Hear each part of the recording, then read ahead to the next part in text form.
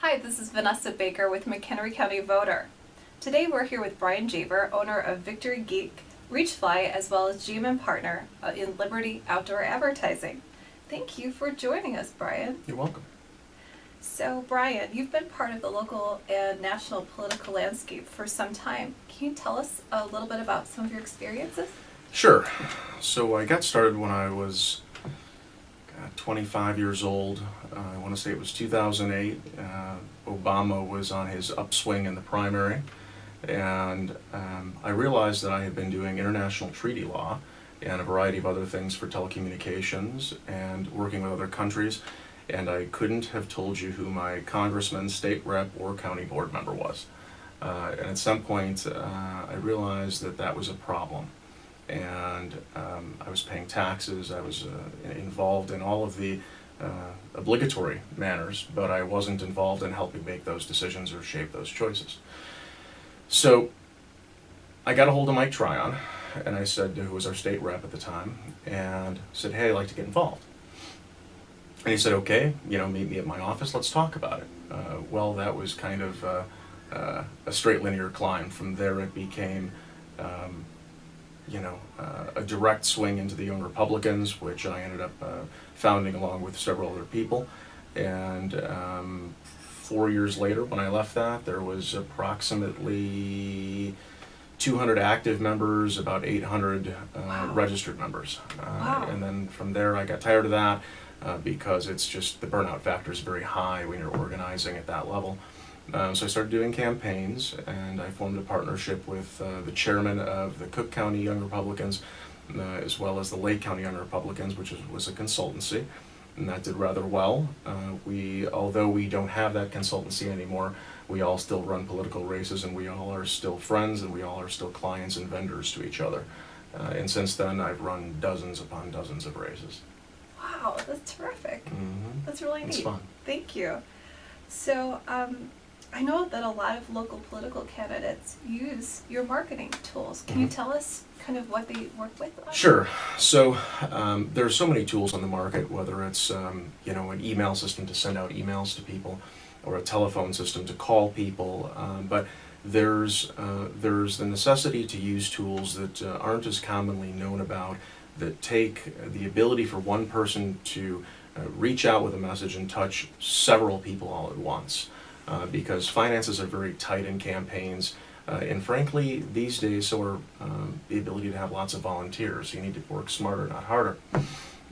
So what I've done is design systems which allow one person to communicate via telephone-type systems with various people at once. So we have a proprietary system that allows people to send out a robocall to people, which is something that people are very familiar with, but we do it in ways that are very new. We can merge in names, so rather than just saying, hello voter, please vote for me in the primary, it can be, hello Bryan, vote in the primary, and it's seamless.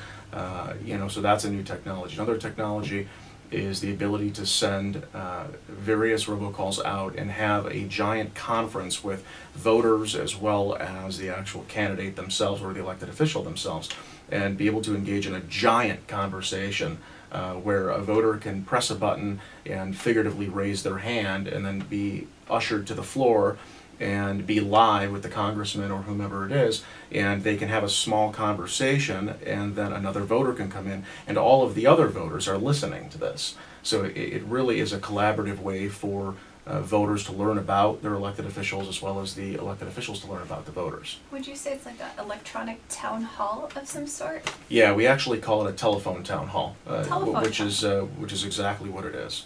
Terrific. Yeah. That's great. Plus, I know that a lot of local candidates purchase your billboards as well as yard signs. Exactly. Certainly. 144 billboards in and around McHenry County, and what we've begun to do is go past the typical, taking an ad and throwing it up on a board and going, well, I hope that works. And we've actually gotten into A/B testing. We've gotten into doing extensions, so the ads actually pop off of the billboard instead of just being a two-dimensional ad that people are used to seeing. We've started doing things like taking, when there's one board above and one board below, and wrapping both boards together to make them larger, so that we can have a better message on it that grabs from farther away. So yeah, it's all about innovation. Absolutely. And I know locally, Liberty Outdoor Advertising has been part of the local political landscape for some time. Since the year before I was born. Well, that's terrific. Shows my young age. Definitely. My partner in Liberty Outdoor Advertising, at least there's two partners, but the most active one of the two is Jack Javor, and he really isn't just my partner. He's kind of been a mentor for me all throughout the years. I met him in 2008. I knew that he had been a senator, but I had no idea the extent that he was involved politically. And he is quite legitimately the most honest guy I've ever met. He's got the most integrity of anybody I've ever met, which is very, very strange when you think about the fact that he was an elected official, because when we think about in today's market elected officials, it's unfortunate, but negative thoughts come to mind. Corruption and all of that thing, especially being in the Chicago area. And that is not him, so it's been very helpful to have his advice throughout the years. Yeah, definitely. And that's part of why I created McHenry County Voter, is to get to know the good people in our community. What issues do you think are most important to McHenry County going on right now? That's an interesting dynamic, because I think it's twofold. I think with any community, whether it be a state, a country, a county, a city, the most important thing is that the voters are represented. But that can be a tricky issue. For instance, we recently had the switch from the county chairman being elected, or at least we're about to go through the switch, where they were appointed, the county chairman was appointed by the other county board members, kind of like the Speaker of the House, rather than at popular vote.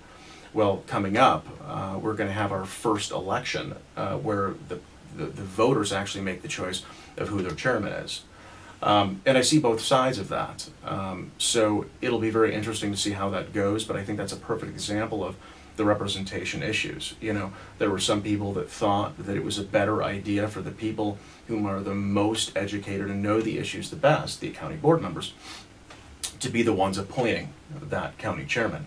Where there were others who thought, I would rather have the burden of potentially making the wrong choice as a voter, but have the control rest in my hands for whom that chairman becomes.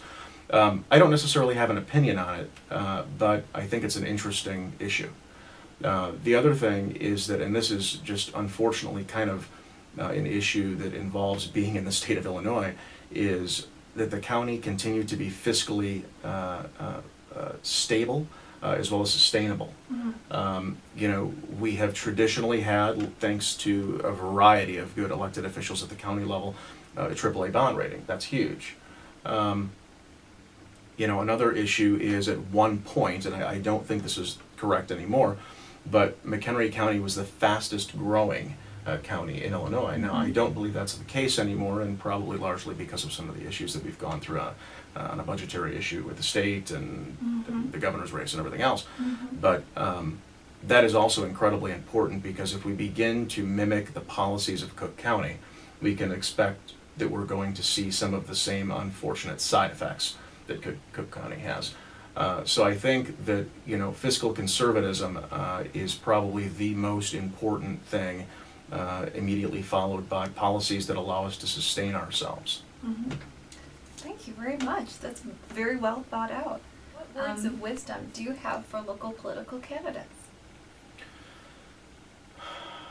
If I were to go back to the very beginning of when I was doing this, and with every candidate that I've seen, I would say the most important thing you can do, and these are actually words from both, paraphrased from Mike Tryon and from Jack Javor: listen. Just get informed, get educated, keep your powder dry, don't go shooting off with your opinions, and watch what the existing people are doing. If you don't like what those people are doing, then listen to somebody else. But get informed before you start making movements, because once you start making movements and once you start doing things, you can't take those things back. And you want to make sure that you are well informed on something before you start shooting your mouth off and before you start taking actions. So if you want to run for office and you want to run for city council, go to every single meeting. And don't just go to 3 or 6 before you run. Go to a year, go to 2 years.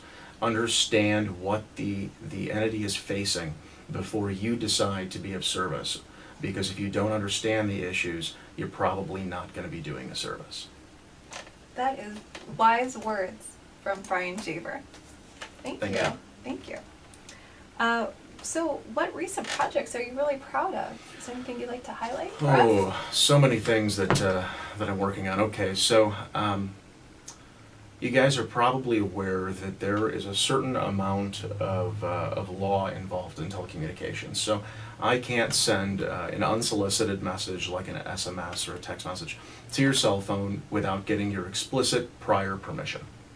I'm trying to come up with a new way to combine the internet, email, and SMS together in a way that allows candidates and nonprofits and government entities to contact you regarding important activities or events or notifications in a way which is robust, which still allows you to get a video or a message or a picture, but also it does it in a way which is still integral and legal. And you know, we live in a society where we constantly have new ways to communicate with people, and the government is playing catch up constantly on trying to regulate those things.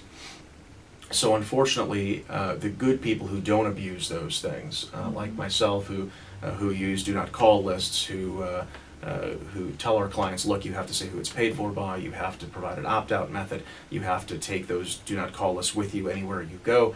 There's only so much that can be done because these people ultimately have the right to control all their own messaging. So we're trying to provide a system that kind of combines video, SMS, and email all together in one package, and that is going to be tricky, but we expect that towards the end of 2016 that product will be in beta. So that's what I've been working on. Well, that sounds very promising. I look forward to hearing more about that. I would add one more thing, since please. you introduced the billboards in earlier. We are looking as if we're going to have our first 2 double-sided digital billboards in the ground by the end of 2016, which is huge because since 1982 this has been a business which has been solely run by Jack Schaefer and his employees, and they've all been traditional billboards. So either paper has gone up over them or vinyl has gone up over them, which means it's a static message. It can't change. That board can only serve one client at a time for as long as that ad is up. With the digitals, you can service roughly 6 to 8 clients per board per month, which is a significant improvement in areas where there is only 1 or 2 billboards. Now you have multiple clients, multiple government entities that can all be serviced by that at the same time, which is something new to McHenry County as well as new to us.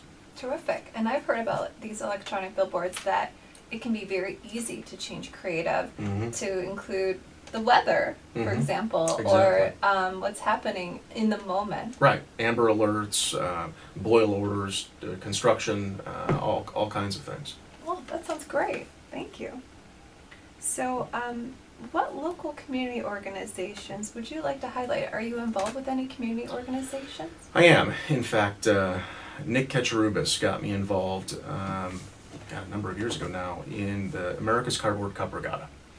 And I didn't know anything about the organization except that it was a lot of fun to go there, take a grill, take some beer, have a good time, and race cardboard boats until they sank, and then everyone would laugh. And I thought that was awesome. And then one year I was kind of tired of building boats because it takes months to build these things, and you get 15 to 20 minutes of fame, and then it's into the dumpster pile.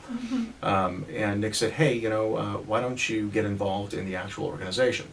And so I came to the first meeting, had a pretty good idea how much work it was going to be, and I believe it's been 3 or 4 years since I got involved on an administrative level. And this year I was chosen as the president, which is both humbling and a little daunting. It's a shocking amount of work, and looking at how much Nick did for the over 10 years that he was a part of the organization and as a president. I really have a new respect for the amount of work that goes into an organization like this, because it's not just the building boats and the organizing the bands and the organizing the beach staff and everything like that, and all the volunteers that come with it.